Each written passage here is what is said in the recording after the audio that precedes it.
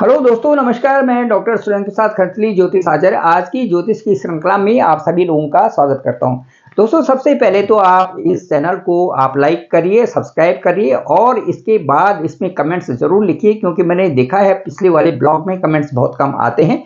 तो आप सभी से प्रार्थना है कि आप जरूर इसको लाइक सब्सक्राइब करें और कमेंट्स जरूर लिखें, क्योंकि रोज ही ब्लॉग बन रहे हैं और आपके लिए बहुत अच्छा है। और लिंक दूसरे लोगों को भी जरूर भेजें।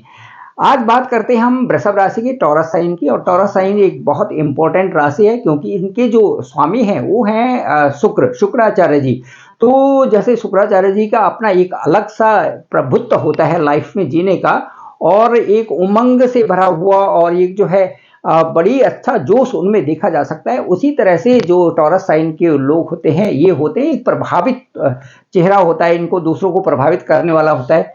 और दूसरा, इनकी जो छवि होती है और इनके काम करने का तरीका होता है, उसमें जब ये जुड़ते हैं तो अच्छे जुड़ जाते हैं। इस तरह से ये दिखाई देता है। फिर इनके जीवन में एक एक प्रकार का ऐसा होता है कि जैसे बोलते हैं कि जीवन जीने का एक हौसला सा बना रहता है, और उसमें कई सारे उतार चढ़ाव आने के बावजूद भी अपने जो टारगेट है उसको अचीव करने में ये सफल होते हैं। देखिए, चलिए हम चलते हैं और देखते हैं कि भाई टॉरस साइन का जो यहाँ पर लग्न है, लग्न का जो स्वामी है इस समय बैठे हुए हैं, वो शुक्र बैठे हुए हैं आपके भाग्य स्थान में। भाग्य स्थान में बैठने का मतलब ये है, 1-5-9 की स्थिति यदि ग्रहों की रहे तो इसका ऐसा लगता है कि ये ठीक ठाक जगह में बैठे हुए हैं, त्रिकोण में।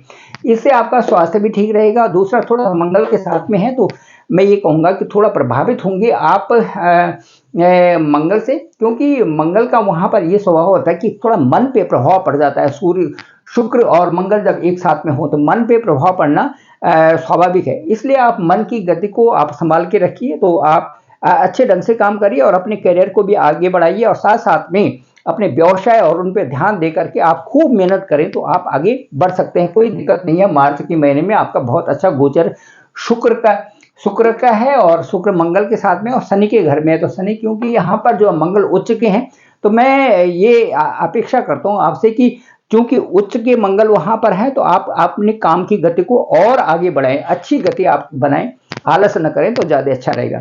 चलिए, दूसरा हम ये बात करते हैं आपके जो यहाँ पर पंचम स्थान है। पंचम स्थान में आपके बैठे हुए हैं आप केतु। केतु जब भी पंचम स्थान में होता है तो कई प्रकार से मन में एक अलग से एक बेचैनी बन जाती है, असंतुष्टता भी आ जाती है, और साथ साथ में जो है कभी कभार तो पढ़ने में बहुत ध्यान लगता है, और कभी कभार ऐसा लगता है कि एक वैराग्यपूर्ण स्थिति आ जाती है मन में। तो इसलिए स्टडी के लिए आप केतु, फिर भी उसके बावजूद भी केतु की स्थिति होती है कि जो काम करना है उसको पूरा करके रखेंगे। तो केतु की स्थिति यहाँ पर ठीक है। और साथ साथ में ये मैं आपको ये बता दूं कि जो बुध है यहाँ, इस स्थान के जो लॉर्ड हैं वो बैठे हुए हैं दसम भाव में। दसम भाव में बैठे हुए हैं वो शनि के साथ में। शनि इनका मित्र ही है, तो अच्छी स्थिति है। थोड़ा सूर्य और शनि का वहां पर एक दूसरे के साथ में सूर्य और शनि की वहां पर युति है, तो क्योंकि शत्रुता सूर्य और शनि की है, इसलिए थोड़ा सा ध्यान देने वाली स्थिति यही है कि आप जो है अपने अपने जो भी काम कर रहे हैं उनको पकड़े रहें और उसी तरह से आगे बढ़ाएं।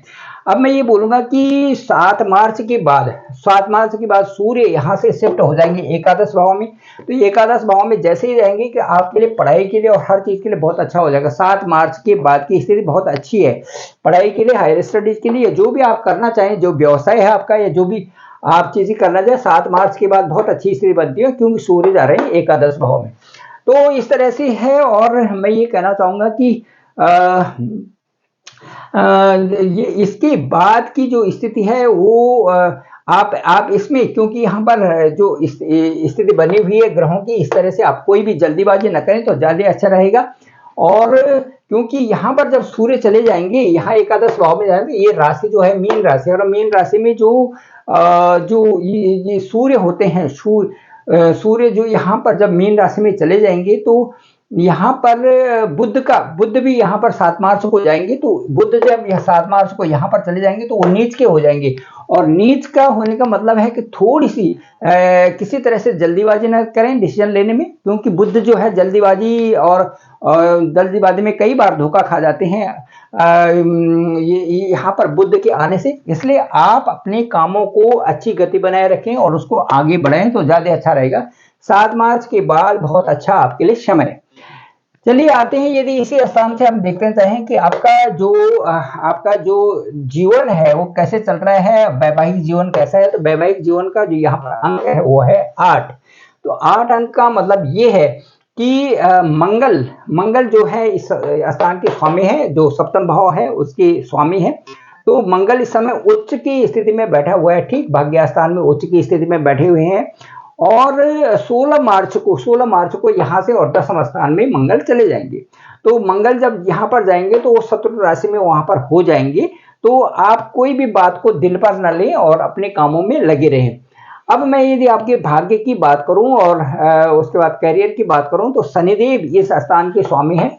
और शनि जो है 10th हाउस में यहाँ पर बैठे हुए इस स्थान से, भाग्य स्थान से और कर्म भाव में बैठे हुए हैं। तो यहाँ पर जब भी शनि इन 1, 4, 7, 10 में बैठते हैं तो ससयोग बनाते हैं। तो यहाँ पर ससयोग बना करके शनि बैठे हुए हैं। तो मैं ये कहूंगा कि हालांकि शनि और सूर्य यहाँ पर दोनों मिल रहे हैं, वो एक दूसरे के शत्रु हैं, लेकिन फिर भी जो है एक अच्छे उसमें आपको जो ये मार्च का महीना रहेगा, ये इसमें 15 मार्च के बाद बहुत अच्छा आपका समय होगा। क्योंकि ये जो सूर्य यहाँ से जो है एकादश भाव में चले जाएंगे। तो ये समय आपके लिए बहुत अच्छा रहेगा, क्योंकि शनि भी इस समय अस्त हो रखे हैं। तो उतना अच्छा समय आपको 7 मार्च से पहले नहीं है जितना कि 7 मार्च के बाद आपके लिए आने वाला है। तो ये था। और सूर्य जो आपके 10वें भाव में है, उसमें आपका मैं ये कह सकता हूं कि आपके बॉस के साथ में आपकी अच्छी इंटीमेसी रहेगी।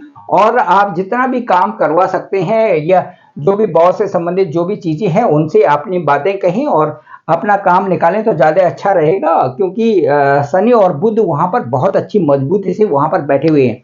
तो सूर्य का 10वें भाव में बैठने का मतलब है कि आपके जो बड़े लोग हैं, आपके जो बॉस हैं, या आपके जो व्यवसाय में जिनके साथ में आप पार्टनरशिप में हैं या आपसे ज़्यादा नॉलेज वाले हैं, उनसे आप अपना काम निकाल सकते हैं। और बहुत अच्छा समय इस हिसाब से आपके लिए चल रहा है। तो दोस्तों ये था टॉरस साइन का। और टॉरस साइन का मार्च में कुल मिलाकर के मिला जुला जो प्रभाव है बहुत अच्छा रहने वाला है। तो आप लोगों को मैं एक ही जो है आपसे अपेक्षा करूंगा और आपके लिए कहूंगा, आपसे प्रार्थना करूंगा कि जो टॉरस साइन के लोग हैं इनके जीवन में वास्तव में काफी उतार चढ़ाव आते हैं। और इसलिए इनको उन उतार चढ़ावों के साथ में ही उसी में अपनी दिशा को भी बदलना है और उसी से सीखना भी है और उसी से आगे बढ़ना भी है। तो तभी जीवन जो है सफल हो सकेगा। ये किसी भी ढंग से कार्य को करते रहें और अपनी पूरी हिम्मत से कार्य को करके आगे बढ़ें, तो उसी से इनको ज्यादा लाभ की प्राप्ति होगी।